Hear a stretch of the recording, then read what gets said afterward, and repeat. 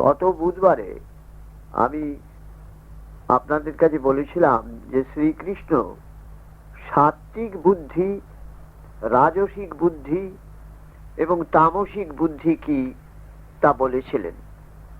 অর্জুনকে এই সমস্ত কথা বলার উদ্দেশ্য তার একটি ছিল, যে তার মন যাতে পরিশুদ্ধ হয় এবং জগতের ও ঈশ্বর সম্বন্ধে জ্ঞান যাতে বৃদ্ধি পায়।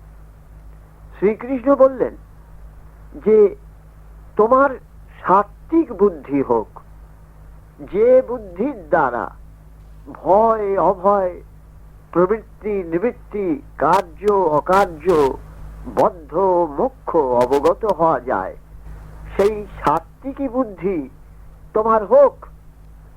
যে বুদ্ধির দ্বারা ধর্ম অধর্ম, কার্য অকার্য প্রকৃত রূপে জানা যায় না, তা রাজসিক বুদ্ধি। আর যে বুদ্ধির দ্বারা অধর্মকে ধর্ম আর ধর্মকে অধর্ম মনে করা হয়, অজ্ঞান অন্ধকারে পড়ে সমস্ত পদার্থকে বিপরীত বলে মনে হয়, সেই বুদ্ধিকেই তামসী বুদ্ধি হয় বলে যেন। জীব কি চায় এই সংসারে? চায় সে সুখ।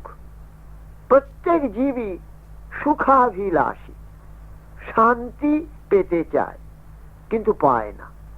তার কারণ কি? কারণ প্রকৃত সুখের স্বরূপ, শান্তির স্বরূপটা কি তাই সে জানে না।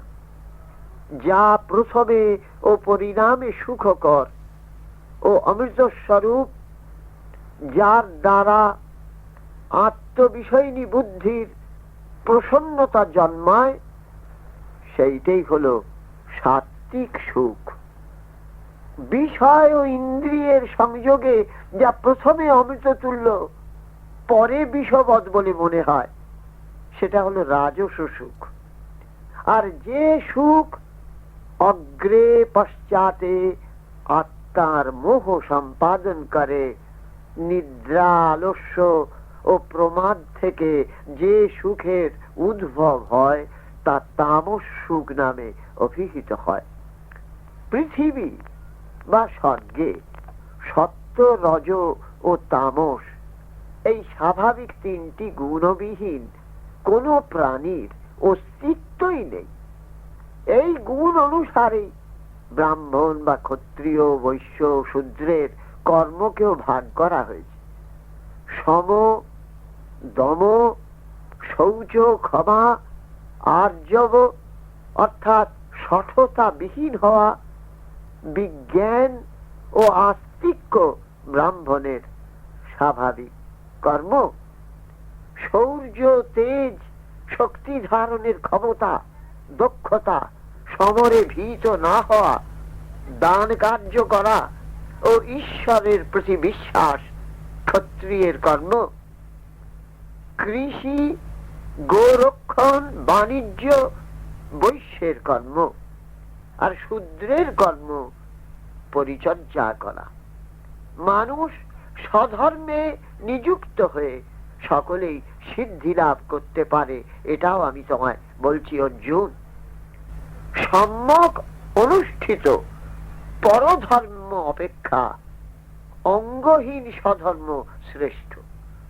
কেননা স্বভাব অনুসারে ও স্বভাব বিহিত কার্য অনুষ্ঠান করলে আর দুঃখ ভোগ করতে হয় না। স্বাভাবিক কার্য দোষযুক্ত হলেও তাকে পরিত্যাগ করবে না। আসক্তি বিবর্জিত, জিতেন্দ্রিয় ও স্পৃহা শূন্য মানুষ সন্ন্যাসের দ্বারা সর্বকর্ম থেকে নিবৃত্ত হয়ে সত্য শুদ্ধি পেয়ে থাকেন। সিদ্ধ পুরুষ যেভাবে ব্রহ্মলাভ করেন তাই শোনো। বিশুদ্ধ বুদ্ধি সংযুক্ত হয়ে ধৈর্যের দ্বারা বুদ্ধিকে তিনি সংযত করেন। বিষয় ভোগ পরিত্যাগ করে রাগ, হিংসা এই সমস্তগুলো তাকে ত্যাগ করতে হবে।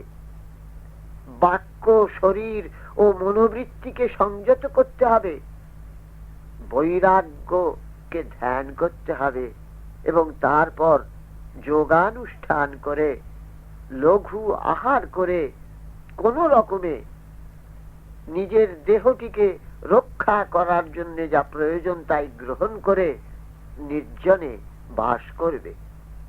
অহংকার, শক্তি, দর্প, ক্রোধ পরিত্যাগ করে মমতা শূন্য হয়ে শান্ত ভাব অবলম্বন করবে।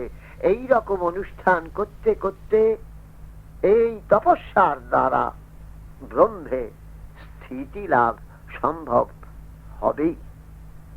যিনি ব্রহ্মে অবস্থিত তিনি প্রসন্ন চিত্ত হয়ে লোভ ও শোকের বশীভূত হন না।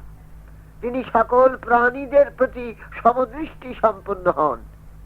আমার প্রতিও তার দৃঢ় ভক্তি জন্মায়। ভক্তি প্রভাবে আমার স্বরূপ, আমার সর্বব্যাপিত্ব জেনে পরিণামে তিনি আমাতেই প্রবেশ করবেন। হে অর্জুন, তুমি একান্ত মনে সমস্ত কর্ম আমাতে সমর্পণ করে মত পরায়ণ হও এবং বুদ্ধি যোগ অবলম্বন করে সতত আমাতেই তোমার মনোপ্রাণ সমর্পণ করো। তাহলে আমার অনুগ্রহে তুমি দুস্তর দুঃখগুলিকে অতিক্রম করতে পারবে। কিন্তু যদি অহংকার পরতন্ত্র হয়ে আমার কথা অগ্রাহ্য করো তাহলে নিঃসন্দেহে বিনাশ প্রাপ্ত হবে।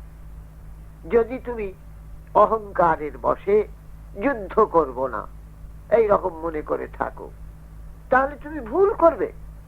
কারণ তোমার প্রকৃতি তোমাকে একদিন যুদ্ধে প্রবৃত্ত করাবে। তুমি মোহবশত এখন যে কার্যে প্রবৃত্ত হচ্ছ না, যেটা তোমার কর্তব্য কর্ম, তোমার বিবেক যেটাকে বলেছে কর্তব্য কর্ম, তাও না শুনে তুমি অন্যভাবে সমস্ত ঘটনা পর্যালোচনা করছো, তাহলে তোমার অনিষ্ট হবে। তোমাকে ক্ষত্রিয় সুলভ বীরত্বের বশবর্তী হতে হবে, তার অনুষ্ঠান তোমাকে করতেই হবে। এই তোমার কর্তব্য, এই তোমার ক্ষত্রিয় প্রকৃতি। অতএব সেই প্রকৃতি অনুসারে এবং সেই প্রকৃতি যে কর্তব্যগুলি বেঁধে দিয়েছেন সেই অনুসারে তোমাকে চলতেই হবে।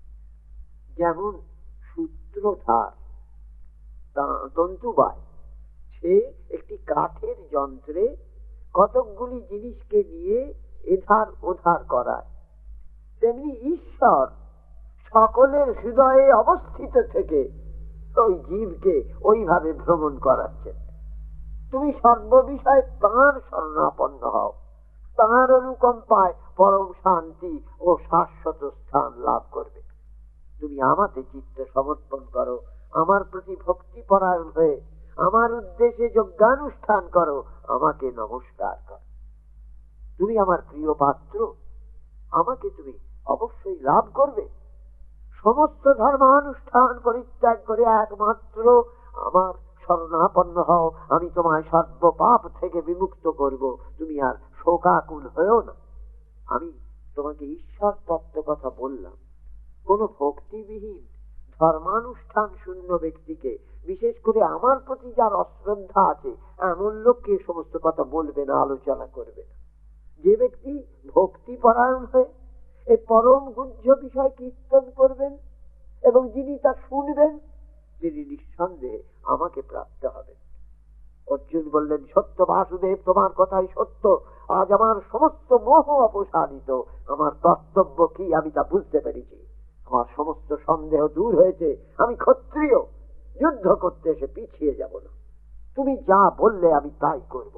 এই বলে গান্ডীব হাতে নিয়ে কুরুক্ষেত্রের রণাঙ্গনে দাঁড়িয়ে উঠলেন। এরপর যুদ্ধ আরম্ভ। আগামী